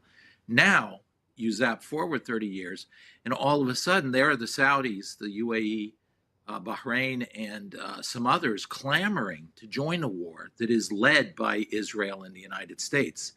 And that's such a sea change in what we're seeing. I mean, sometimes you have to just step back and appreciate how much the region has changed because of that. And Adam, looking ahead, how do you see that type of change rippling across the region? What does that mean for us here at home? For us here at home, that's going to be one that I think, I mean, you've got now just destabilization at the southern border with Mexico. You've got the Venezuela issue that's popping off. You've got now instability back in the Middle East. You've got a war between Afghanistan and Pakistan. Frankly, I'm kind of the spiritual nature. I'm not gonna lie about that. And I'm going to say I would not be surprised if these are signs of the times type thing. I think that there's, separation of the weak going on right now. Leopards always show their spots, and people have to take sides at some point. So as far as any advice that I might have or give to anybody, I would just say it's time for parents to educate their kids as best they can. It's time for communities to band together. It's time for people to get right with the Lord Almighty. I'm not trying to be, Chicken Little, the sky is falling kind of thing. It's not.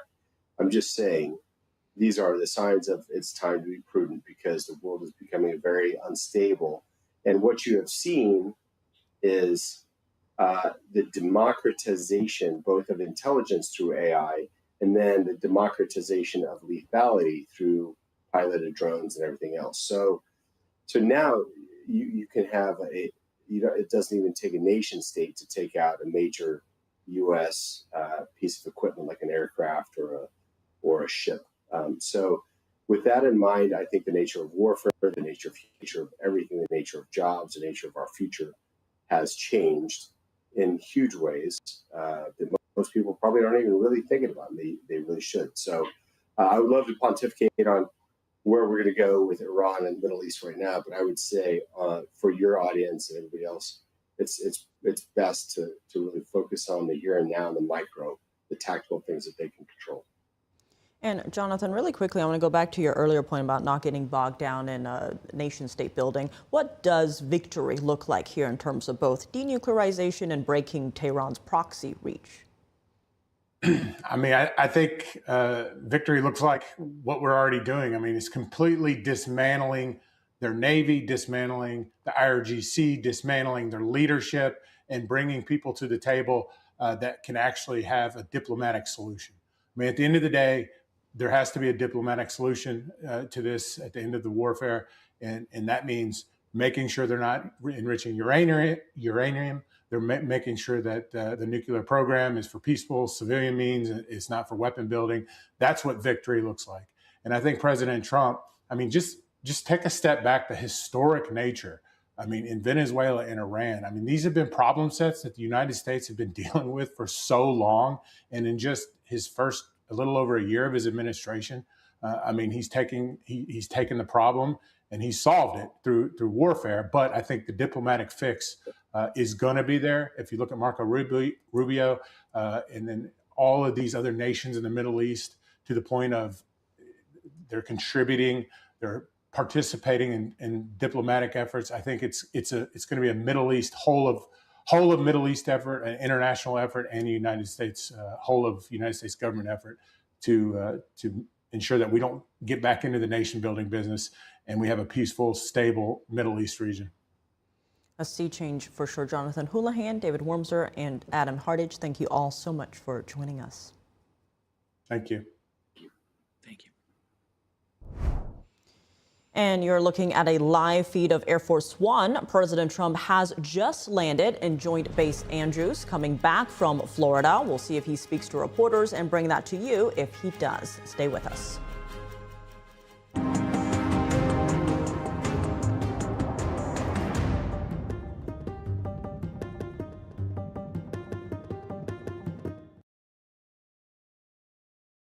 Is deep-sea fish oil really healthy?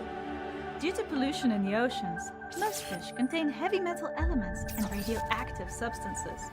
That's why it's so important to choose a pure source of omega-3. Puritan green vegetable omega-3 is made from purslane and perilla seeds, which are rich in nutrients and minerals. It effectively improves brain power and is beneficial to the heart's health. Puritan green vegetable omega-3. Eat 2 a day and you'll feel brand new. Mathis Home is your destination for the biggest selection of living room furniture. And for power reclining sofas, nobody has a better selection. Here's a top seller, covered in a rich saddle brown leather. And the power mechanism reclines all the way to the 0G position. A sharply tailored leather sofa like this one should cost way more. But at Mathis Home, it's just $19.98. One of hundreds ready to test drive. Hurry into the Presidential Savings Event going on now at Mathis Home.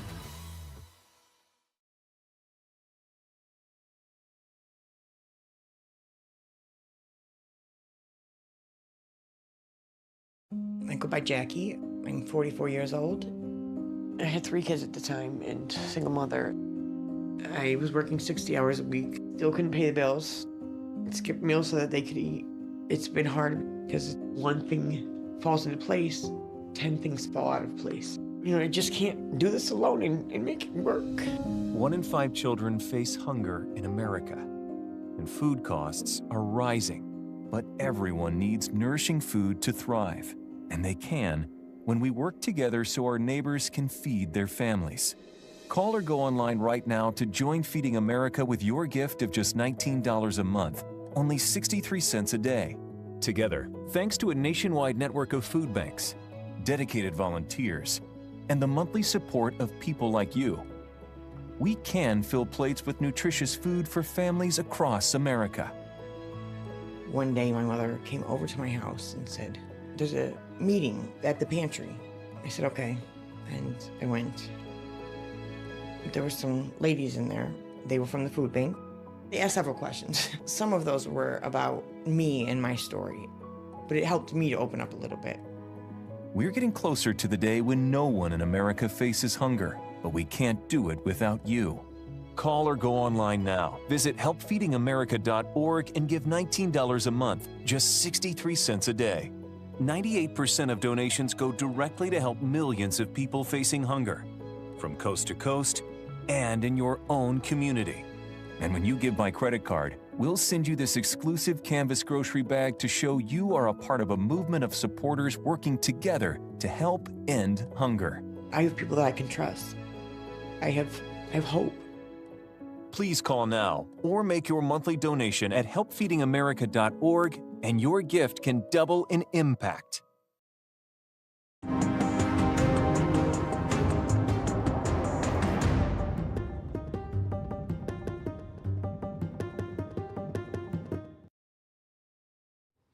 And welcome back. This just in, Israel's emergency response service says it is treating at least 6 people. They were wounded in the aftermath of an Iranian missile, one of several aimed at Jerusalem Sunday night.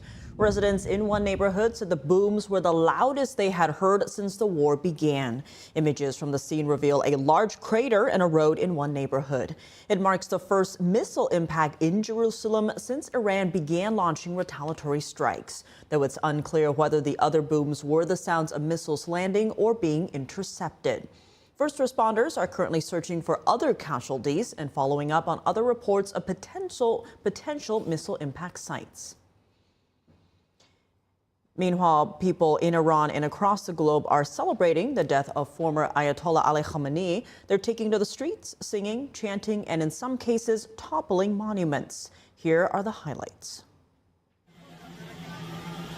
Eyewitness video shows crowds in the Iranian town of Galadar toppling a monument dedicated to the Islamic Republic's founder, Ayatollah Khamenei. Flames are seen rising from the roundabout, with onlookers cheering as the monument falls. Khomeini overthrew the last Shah of Iran in the 70s, making Iran an Islamic republic. Before that, the country was open and friendly to the West. The United States, the UK, and many other countries were doing business with Iran. This stopped after the country became an Islamic republic, led by Shia clerics. In the Iranian city of Karaj, near the capital city of Tehran, residents are now taking to the streets in celebration after the death of the so-called supreme leader Khamenei. They're seen playing cheerful music, shouting, and celebrating.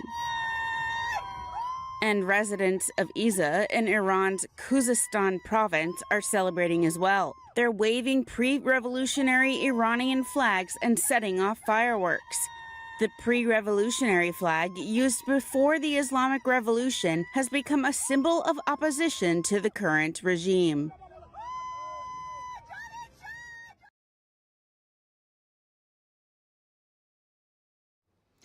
And to help us understand how the military operation on Iran will impact the economy in the U.S., China, and beyond, we have our wonderful panel with us.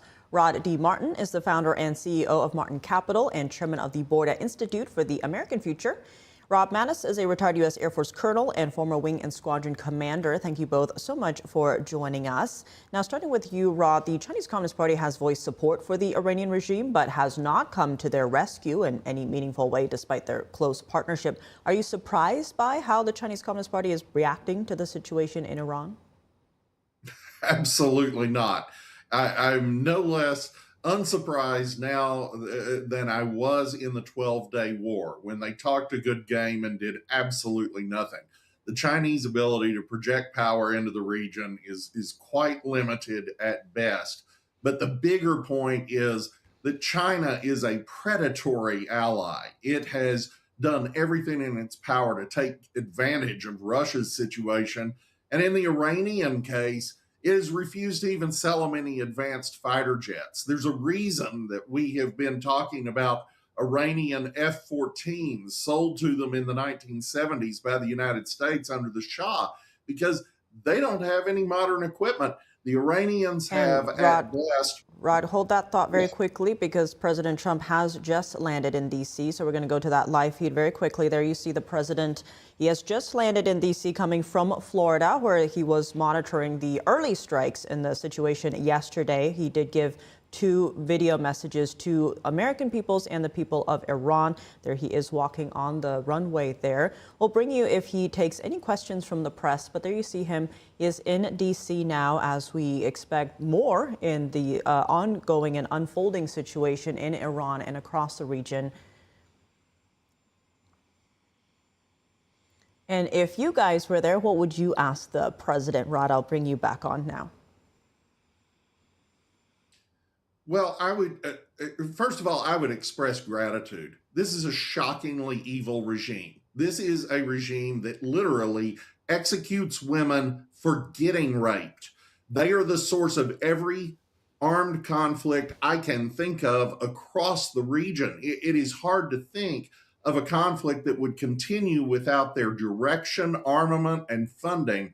And the president is taking the opportunity here to actually give the Iranian people a chance to topple this evil regime, to replace it with a constitutional democracy, and to become a partner for peace with the United States, Israel, and all the other countries in the region. It's really an extraordinary moment, and we just pray that the Iranian people can seize it.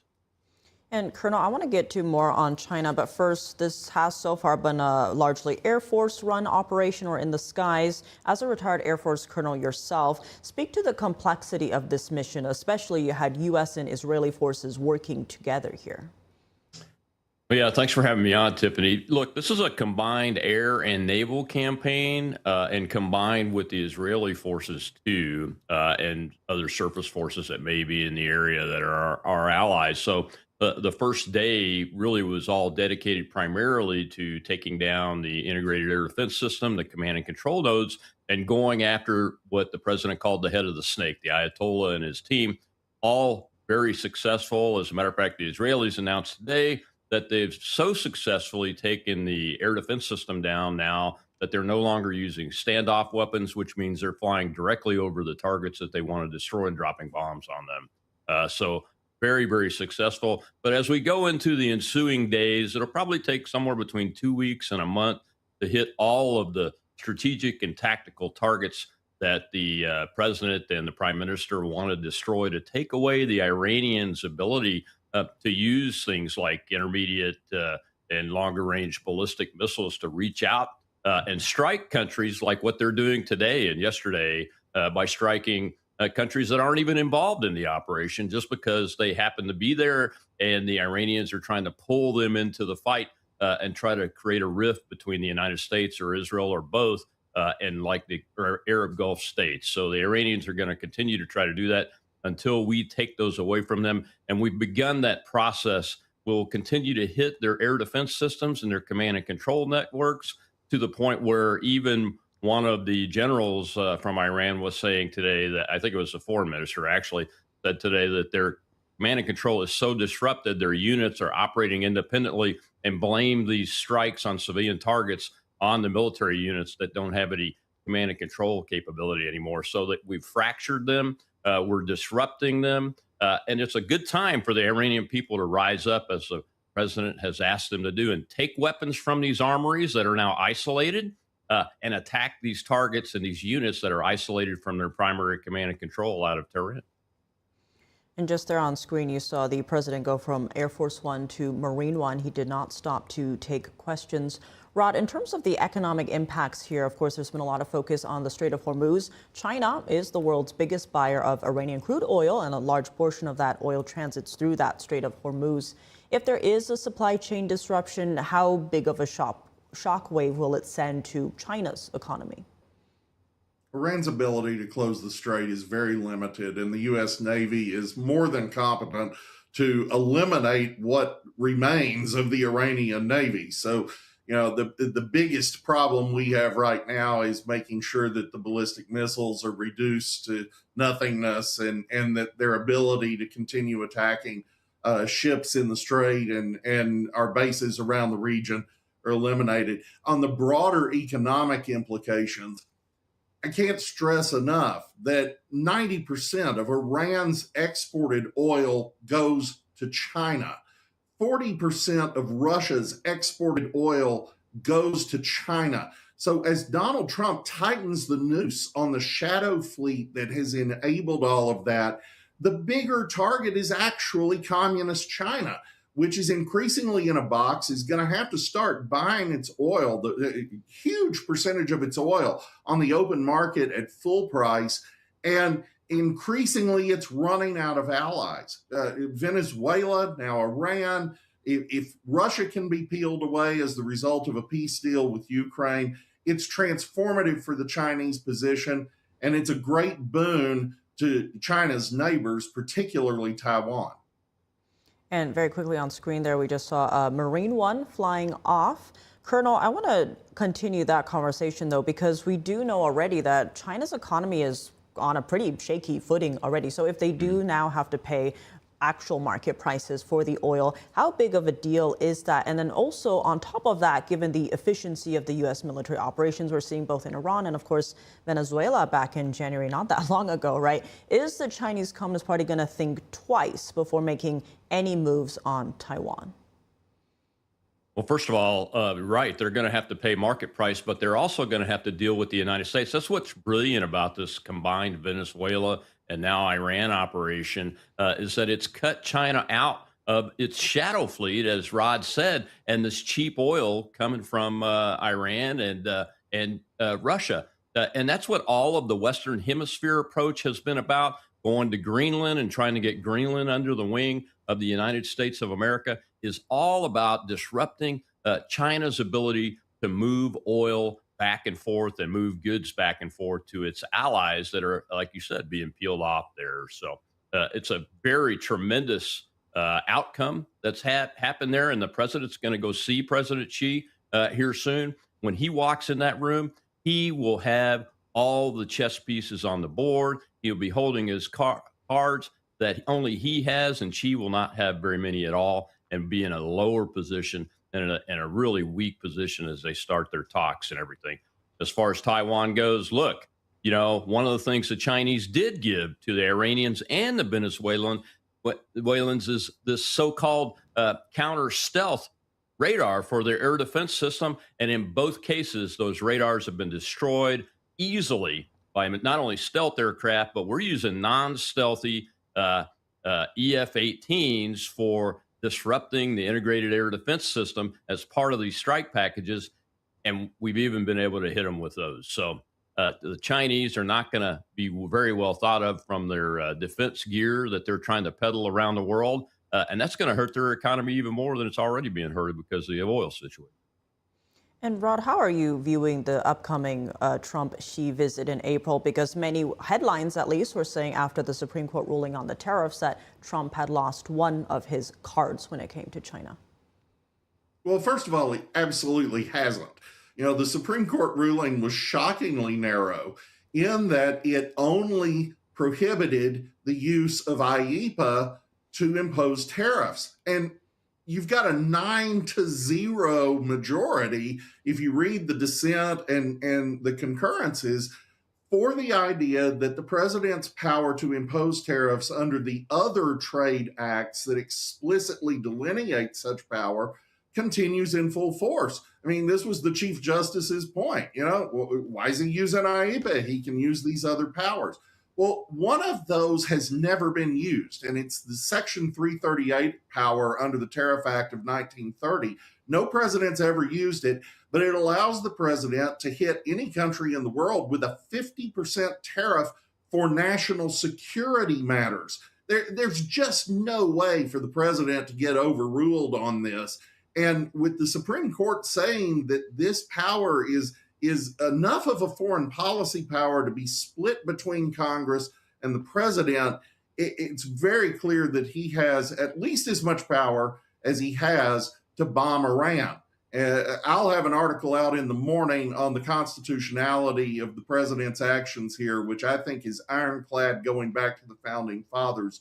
But in all these areas, Xi Jinping is absolutely in the exact position that Rob just said. He has very few cards to play, and Donald Trump has him exactly where he wants him.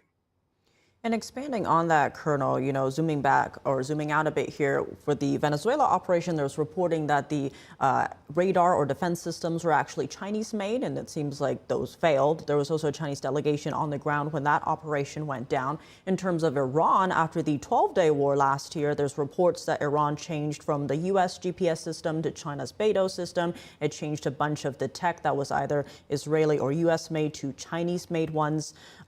Given all of this, though, talk to us about the tactical significance of these operations and how fast they've been. Did you expect something like this? Well, from an airman's perspective, taking down the integrated air defense system with modern precision weapons and the ability that we have to see, hear, and detect all of the frequencies, the radars, and how they operate. And you can even judge how proficient the operators that the Chinese have trained on their radars and those kind of things are after you observe them over a period of time, which is what we did with Venezuela. We were down there for weeks. That's why we were doing it. We were prepping the battle space. Same thing with Iran. When the Iranians got the Chinese radars, we started looking at them. We'd already seen what they could or couldn't do in the 12-day war by bringing our B-2s in and our F-22s to back up the Israeli Defense Forces, because, they're monitoring and picking up things like the electromagnetic spectrum themselves and recording that. And we bring all that intelligence back and we map out how effective or ineffective the operators are combined with the technology. And then in less than 24 hours, as you saw in this case, Iran is a much larger target set than the Venezuelan operation is. But even just 24 hours out, the Israelis are already reporting that the air defense system is so badly damaged that they're just flying in at will and dropping bombs right over the target. And that's what we're doing with our non-stealth fighter aircraft coming off of the aircraft carriers too, with minimal threat. And what threats still remain there, like infrared manual or man-launched pad missiles, man-pad missiles, and those and AAA are well below the fighting altitudes that we're using these aircraft at. So it's very quick these days because of the accuracy of the weapons and the intelligence that we are able to collect.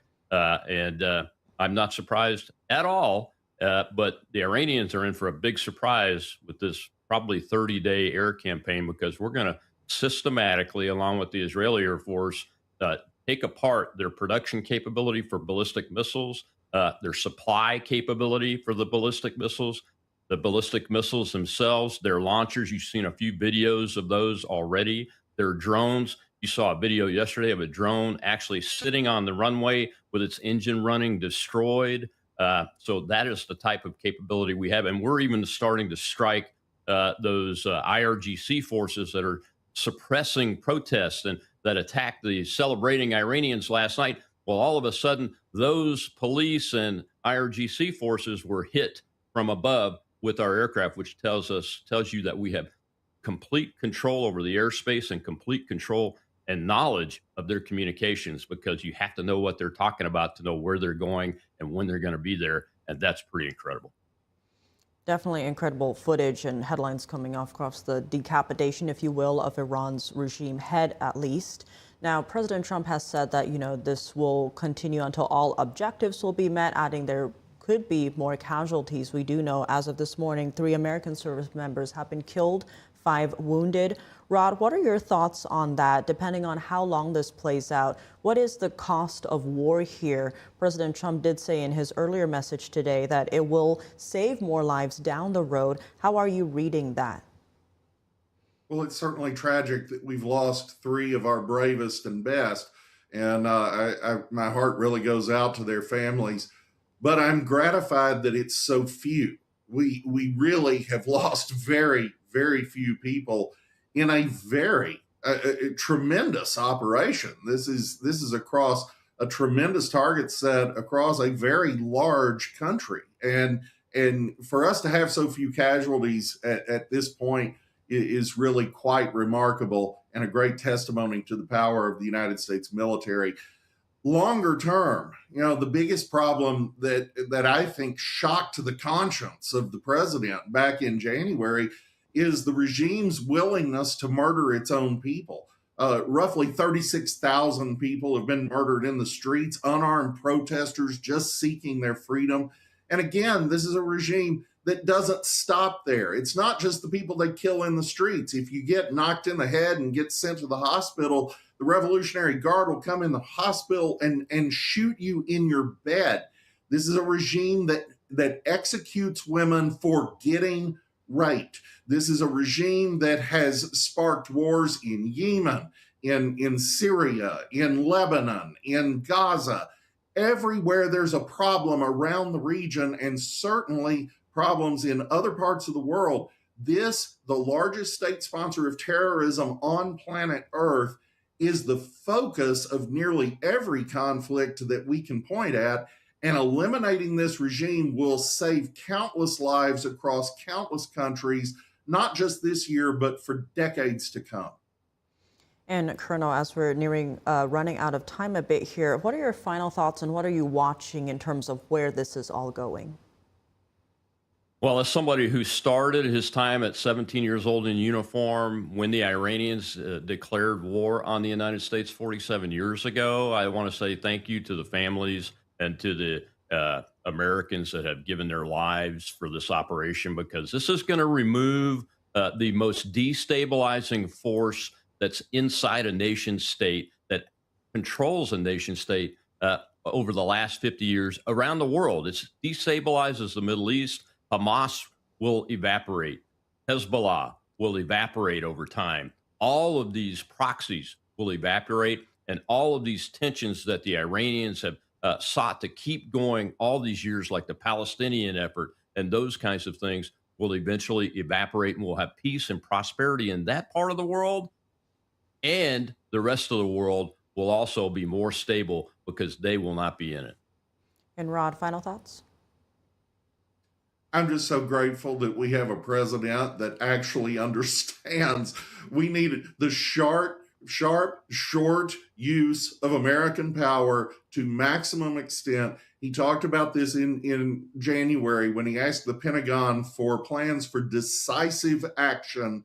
We're not going to spend 20 years on the ground here. We're not going to spend 2 decades nation building. We're going to empower the Iranian people to take back their country and their future. That's glorious. That's what I voted for. I think that's what a lot of other people did too. Oh, Rod D. Martin and Colonel Rob Maness, thank you both so much for joining us. Thank you. Thank you. And thank you for tuning in to our continued breaking news coverage on Iran. Stay with us for more updates and analysis in the next 2 hours with NTD's Steve Lance. I'm Tiffany Meyer, and good night.